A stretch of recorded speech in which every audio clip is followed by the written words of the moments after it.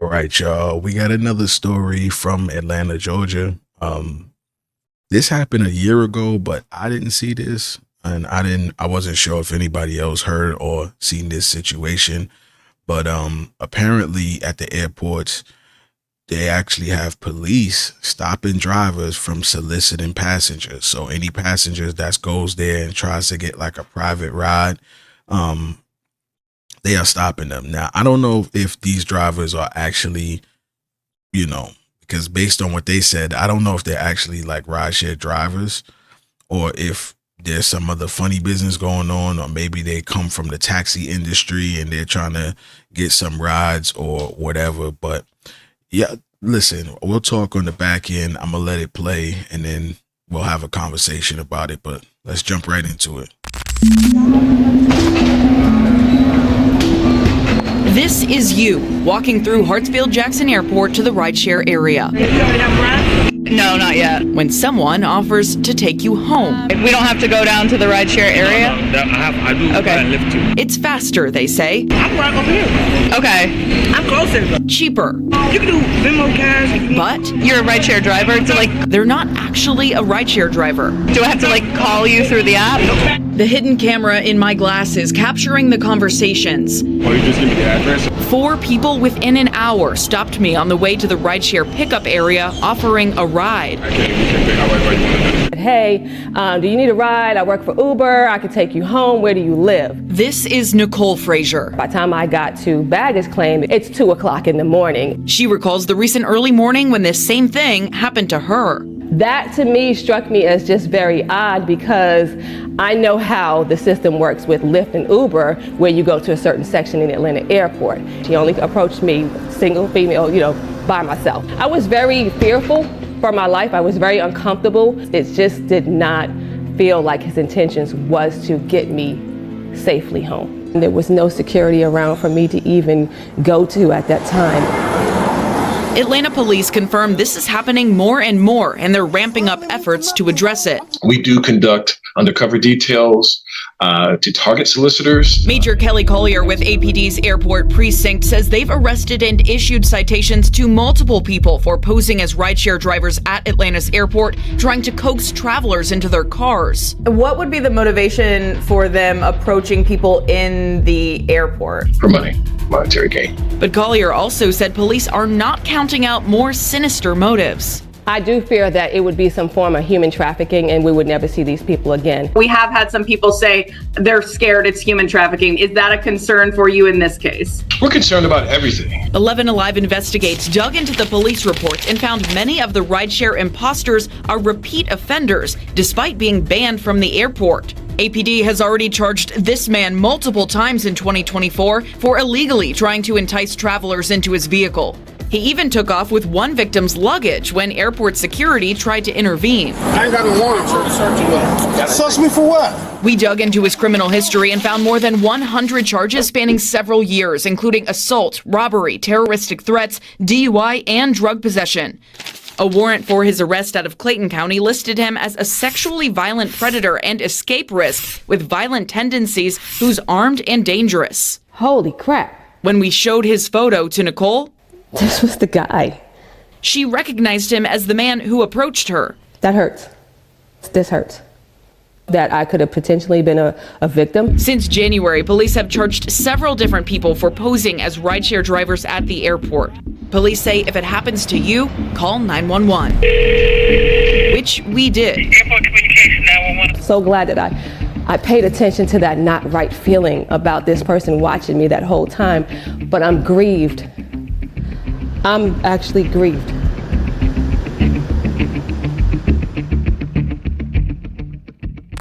These drivers, they're kind of messing it up for Uber and Lyft drivers who want to get private clients. But I will say this, guys, if you are trying to get private clients, don't go about it this way. Don't do it like that.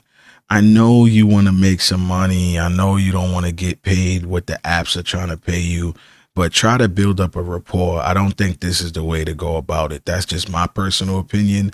I know there are drivers that do this in other cities, but maybe not in a city like Atlanta. This won't work, especially at that time. Maybe in the morning, you have a better opportunity. But at 2 a.m. it's kind of wild to ask anybody something like that. I wouldn't even feel comfortable doing that. But I really don't think that drivers should do this. Don't do this.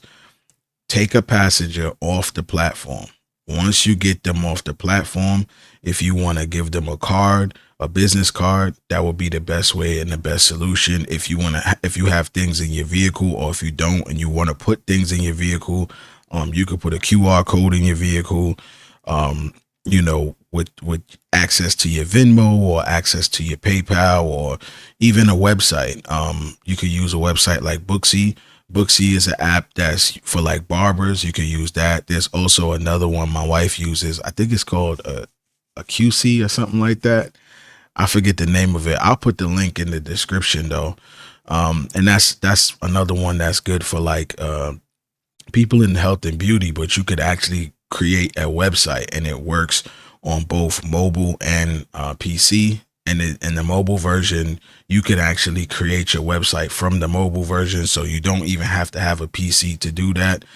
You could put pictures, you could put all kind of stuff there, your pricing information, and you can accept debit and credit card payments. So I would highly recommend that. There's also Squared. Squared is another way to do it as well. But you need to get people comfortable with you before you just start trying to get private rides, because at the end of the day, Uber and Lyft is already a danger to passengers as well as drivers. So you can't expect everybody to just be okay with you saying, hey, I'll give you a ride, because at the end of the day, they don't know you. You know what I'm saying? Now, me coming from New York when I was younger, I don't know if other major cities had it, but I know in my area, they had it. Coming from Jamaica, Queens, they had what's called the dollar cabs. Now, they had them all in Brooklyn as well, and a lot of the 5 boroughs had them. Now, the dollar cabs was just exactly what you hear. They ran the bus route. So the same route that the bus route ran, it ran from the north side of Jamaica, Queens, to Jamaica Avenue. All right. Jamaica Avenue is like a big shopping area. That's where like the Coliseum, the malls and everything was. Right. So you had them, and then you had the dollar vans. The dollar vans, you catch them at the train station, Parsons and Archer, and that would take you to Sunrise, that's where the big mall was at. That's Green Acres Mall. That's where the movie theater was and everything like that. So if you didn't want to wait for the bus was taking too long, you would just catch the dollar cabs or the dollar vans because they were quick. It was a lot of them, you know what I'm saying? And most of them were like immigrants, but you know what I'm saying? That was kind of the hustle that they ran. And back then people were taking risk with them, you know what I'm saying? Because most of them, they didn't have no TLC license, which in New York, you got to have a taxi limousine cab license. That certifies you and allows you to be able to drive taxis in New York City.